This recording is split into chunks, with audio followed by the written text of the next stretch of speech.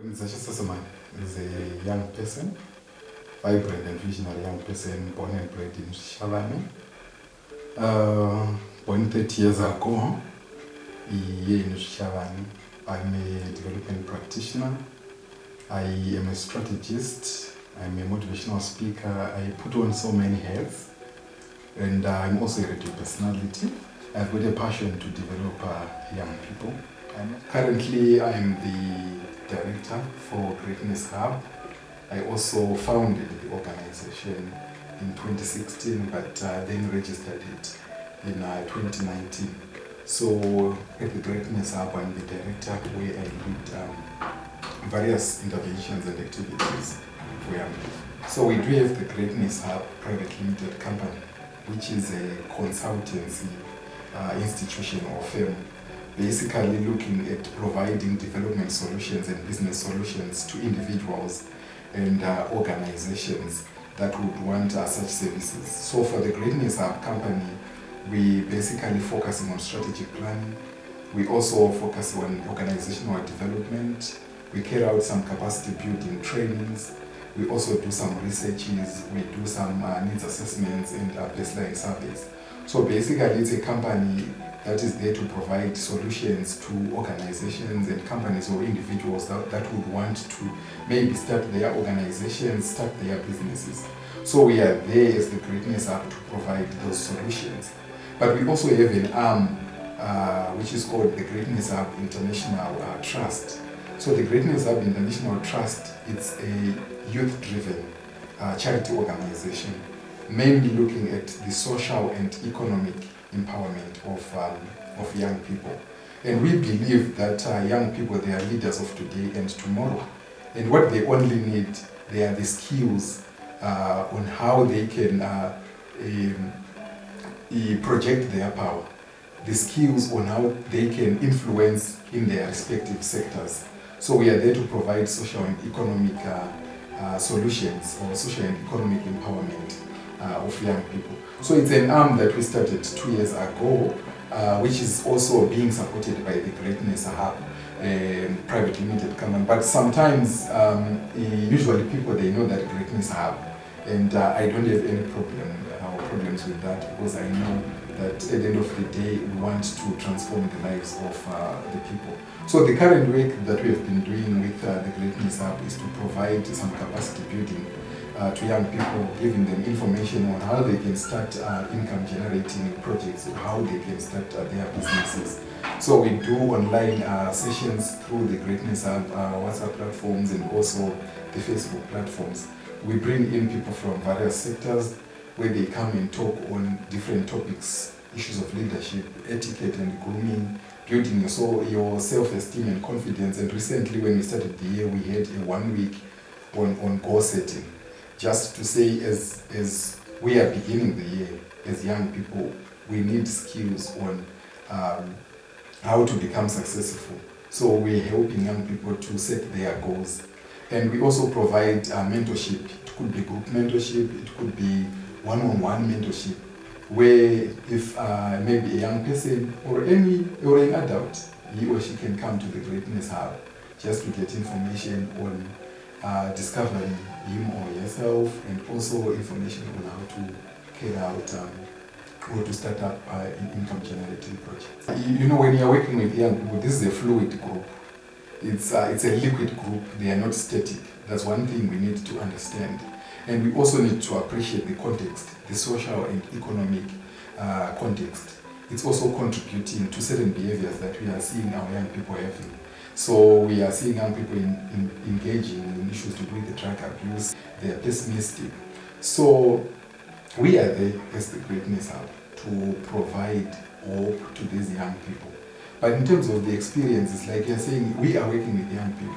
And it's a generation, it's called the TikTok generation. It's a generation that is found usually online, a generation that is found on the internet.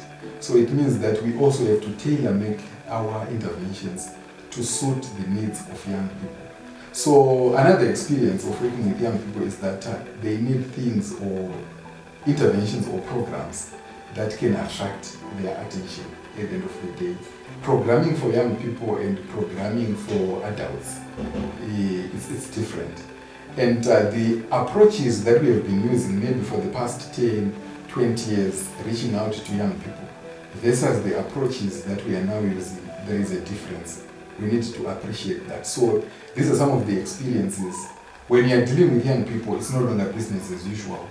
It's no longer that time where you just invite them for a meeting, then you say, you want to spend 5 days training you on leadership. You want to spend 5 days telling you about HIV, telling you about sexual reproductive health. But maybe we now need to incorporate activities that attract young people, maybe having soccer tournaments, and also maybe having some picnics, having some braai with young people.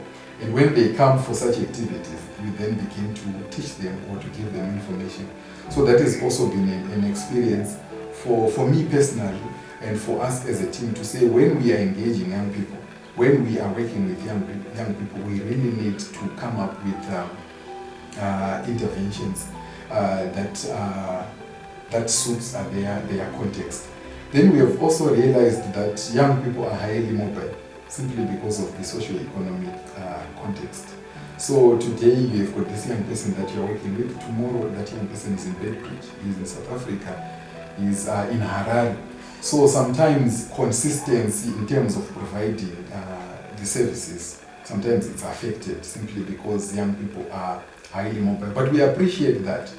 The learning or the experience has been that if you are providing maybe a mentorship program, let that program maybe run for at most 2 months.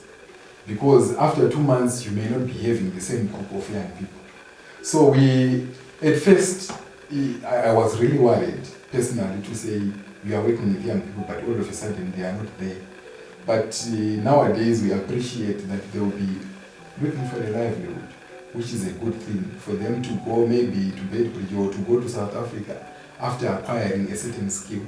So in terms of the impact of the young people that we have worked with, we are still a small institution or a small organization, but we are very grateful that we are producing some products from the Greatness Hub. For instance, we have got other young people who have gone through our mentorship programs, and now they are also coaches. They've become mentors, and they are now providing mentorship to other young people. So you see that we are now having a ripple effect where we are saying we train this young person, he or she goes on to train other young people. So for us as the Greatness Hub, that has been the greatest achievement, to say we are building this movement of young people who are visionary, who are focused, who have at least started something in terms of income generation, or in terms of helping other young people to focus on their life. My name is Fungai Jayaguru, aka Super Lady. I'm a poet, author, influencer, and part-time I do music. Quite a handful for one person, right? But always possible when you have the right backup behind you. And I'm proud to say I am a direct product of Ngonidzashe Sesemani's coaching and mentorship. It's been a very tough journey becoming me. It's been very tough finding my ground in the arts field until my coach showed up at the right time. He's taught me to believe in myself even without anyone cheerleading me. He's taught me to believe in my signature, and he's taught me that the sky is not the limit. My determination is. My background does not limit who I can be in life. He's helped me publish one of my very first books, White Darkness, and I am a bit of a chatterboxer. He's taught me to make sense while chit-chatting. I've won an award as a second runner mentor coach of the year 2020 with ICFM. I'm making progress, which means he's made progress. He's made something out of nothing. He keeps on supporting me. He keeps on reminding me that I can be anything I want to be in this world, regardless of my age, race, and gender. I am very grateful for him, for what he's done for me, and the other youth out there who can testify, if not more than what I have done. I am very grateful for Mr. Sesemani. It gives me that gratification and satisfaction to say, yeah, this is what I have done and this is what I have produced. So really I'm happy with these young people who have also become coaches. So basically when you are doing something and you are seeing the positive results, it gives you that joy. So I'm happy, and it also gives me the power to, to continue doing this good work. I remember in 2015 I got an award of being the best outstanding applier of development thought, and it came from the Midland State University. 2020 I was the first runner public speaking coach of the year.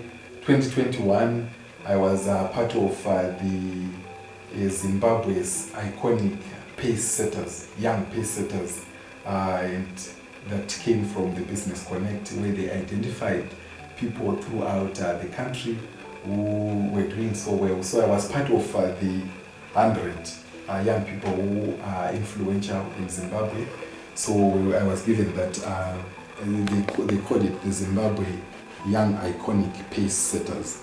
Then also I received the 2021 First Runner-Up Personal Development Coach of the Year, and also the Social Worker of the Year 2021 from the Zvishavane Youth Awards. So really it gives me some satisfaction to say the work that I'm doing in the community, it's really being recognized. And the two awards where I became the first runner-up, 2020 and 2021, these were international awards. So for me, that recognition means a lot, and it has actually unlocked quite a number of opportunities and doors. That radical behavior actually has helped me to maneuver through. And the confidence and the self-esteem that I have is also strategically positioned me in areas of influence. So for me, it's my behavior of being radical. It actually helped me a lot and opened so many doors. The power to transform our lives in an instant lies within us. And it's only waiting for the day that we are going to wake up, rise up, and claim our birthright. So you may be saying, I want to continue doing drugs, I want to continue being in the streets, doing nothing. You will live such a life for the rest of your life. But if you make a decision, a solemn decision to say, I want to transform my life, you need to create a hunger in yourself to say, for how long am I going to be in this situation? And I want to just to leave two questions to young people to say, if you are to die now, are you going to be remembered by the sixth generation for having done something? Nelson Mandela, we are still talking about Nelson Mandela. We are still talking about Abraham Lincoln, Albert Einstein. We are still talking about Henry Ford, because they impacted the society. So if you are to die now, are you going to be remembered? Then my second question will be, what is it that you are going to leave for your maybe sixth generation? And also, what is it that you are going to leave for your children's children? Are you going to be remembered for something? So you really need to wake up, you really need to rise and say, this is the time for me to work and transform my life. So you have that hunger of transformation. No one will come and push you into the pool of bedside. But you need to push yourself into the pool, and then you begin to see changes in your life.